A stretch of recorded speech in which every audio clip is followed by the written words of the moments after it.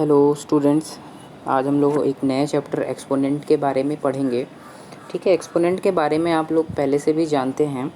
जैसे मान लीजिए किसी नंबर को हम कई बार मल्टीप्लाई कर रहे हैं, जैसे 3/3 को हम अगर 5 बार मल्टीप्लाई कर रहे हैं, ठीक है, तो हम इसको इतना बड़ा ना लिख के हम चाहें तो 3 के पावर 5 भी लिखेंगे, तो ये उसी बात को शो करेगा। ठीक है ना।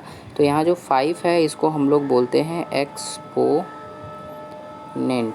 ठीक है, तो अभी तक तो हम लोग रेशनल नंबर्स पढ़ रहे थे, तो अब रेशनल नंबर्स के ऊपर हम लोग एक्सपोनेंट के बारे में भी पढ़ेंगे। ठीक है ना। तो जैसे अगर कोई रेशनल नंबर है, एग्ज़ाम्पल है, रेशनल नंबर के ऊपर देखिए एक्सपोनेंट जो है वो दो तरह के हो सकते हैं, पॉजिटिव और नेगेटिव। ठीक है, तो यहाँ एग्जांपल में दिख रहा है आपको कि 3/5 ये एक रेशनल नंबर है और इस रेशनल नंबर पर एक्सपोनेंट कितना लगा हुआ है, 3। तो यहाँ पॉजिटिव, ठीक है, पॉजिटिव एक्सपोनेंट है। इसका मतलब ये हुआ कि 3/5 का हम मल्टीप्लाई करना चाहते हैं कितनी बार, 3 बार। तो इस तरह से ये 27/125 हो जाएगा। ठीक है। और अगर नेगेटिव एक्सपोनेंट हो जाए, जैसे नीचे है, यहाँ पे एग्जांपल में देख रहे हैं कि 3/4 के पावर -5, 3/4 के पावर -5, तो यहाँ पर एक्सपोनेंट नेगेटिव है। तो इस नेगेटिव एक्सपोनेंट को पॉजिटिव में कन्वर्ट करने के लिए हमें क्या करना होता है, हमें उस रेशनल नंबर का रेसिप्रोकल कर देना होता है। ठीक है, जैसे 3/4 जो है वो अगर 4/3 कर दें तो इसका जो एक्सपोनेंट है वो पॉजिटिव हो जाएगा। ठीक है, इसका जो एक्सपोनेंट है वो पॉजिटिव हो जाएगा। ठीक है, आइए आगे देखते हैं। नेक्स्ट पेज पे आपको एक्सपोनेंट्स की प्रॉपर्टी दी गई है। यहाँ ये प्रॉपर्टी है। पहली प्रॉपर्टी क्या है कि अगर किसी रेशनल नंबर के पावर m है और हमें उसको मल्टीप्लाई करना है एक और उसी रेशनल नंबर के पावर n से, ठीक है, तो यहाँ पर हम दोनों एक्सपोनेंट्स को क्या कर देते हैं, ऐड कर देते हैं। ठीक है, यहाँ पर एक्सपोनेंट्स ऐड हो जाता है। और अगर हम इसे डिवाइड करें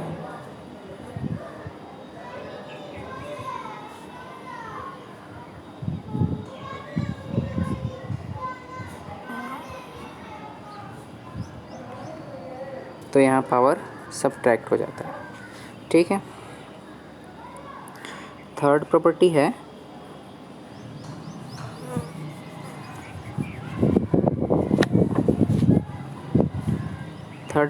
कि अगर एक्सपोनेंट के पावर के ऊपर एक और पावर लगा हुआ हो, जैसे a/b के पावर m और उसके पावर n हो, तो हम इन दोनों पावर्स का क्या करते हैं, मल्टीप्लाई कर देते हैं।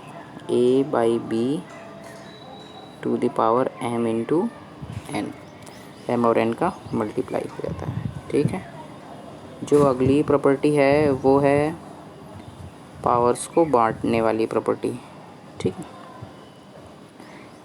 जैसे a/b इंटू c/d, ये दो रेशनल नंबर्स हैं और इनके ऊपर एक कंबाइंड पावर लगा हुआ है, मान लीजिए m। तो ये जो m पावर है वो a/b को भी दिया जाएगा और c/d को भी दिया जाएगा। ये पावर जो है वो दोनों पर डिस्ट्रीब्यूट होगा। ओके, और अगर ये डिवाइड के साथ है, ठीक है, जैसे a/b वन में c/d, और इस पूरे के पावर m हो, तो यहाँ पर a/b का भी पावर m होगा और c/d का भी पावर m होगा। ओके, चलिए अब नेक्स्ट आखिरी जो प्रॉपर्टी है इसकी वो है, नहीं आखिरी नहीं, उससे पहले एक पॉजिटिव को नेगेटिव में कन्वर्ट करने वाला। जैसे a/b कोई रेशनल नंबर है, इसके पावर अगर माइनस n है तो ये कन्वर्ट हो जाएगा b/a में और एक्सपोनेंट पॉजिटिव हो जाएगा। ठीक है, एक्सपोनेंट पॉजिटिव हो जाएगा। चलिए, अब जो आखिरी प्रॉपर्टी है वो है कि किसी रेशनल नंबर के पावर अगर ज़ीरो होता है तो उसकी वैल्यू 1 होती है। ये आखिरी प्रॉपर्टी। ठीक है, चलिए अब इन प्रॉपर्टीज़ पे हम क्वेश्चंस देखते हैं अपने एक्सरसाइज के।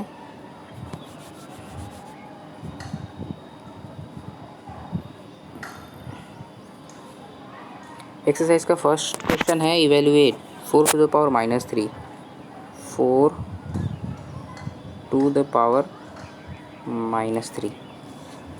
पहले तो हम पावर नेगेटिव एक्सपोनेंट को पॉजिटिव एक्सपोनेंट में कन्वर्ट करेंगे। ठीक है, तो यहाँ पर हम 4 को 1/4 करेंगे और यहाँ पर एक्सपोनेंट हमारा पॉजिटिव हो जाएगा। ठीक है,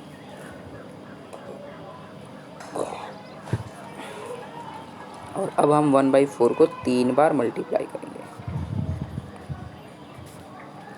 तो इस तरह से ये हमारा 1/64 हो जाएगा। ओके, चलिए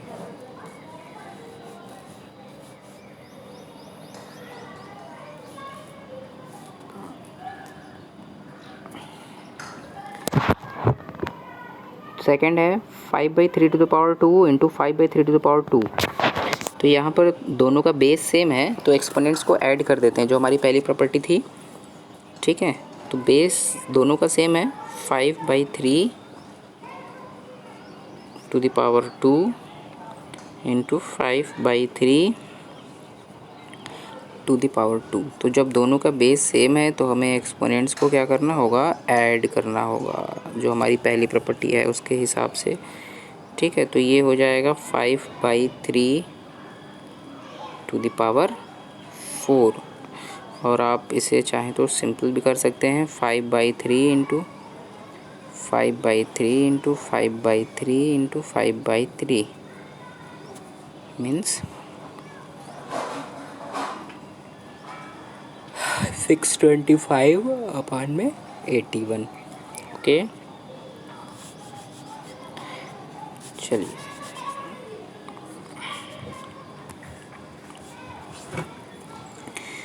अब question number third, question number fourth का एक बता देते हैं। ठीक है ना, क्वेश्चन नंबर फोर्थ का सेकंड बता देते हैं, फिर बाकी क्वेश्चन आप खुद से करके करेंगे और फिर पूछेंगे कि जो आपको नहीं आ रहा। ठीक है, तो फोर्थ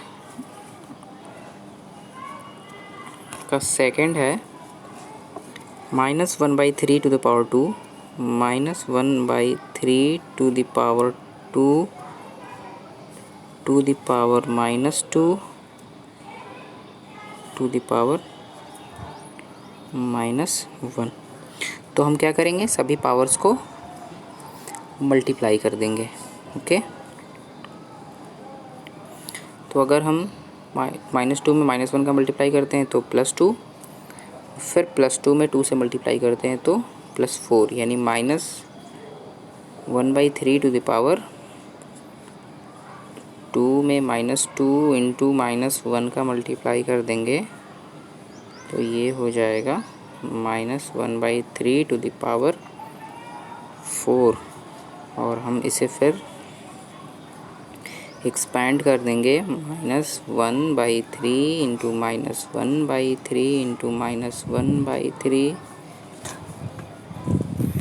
इंटू -1/3।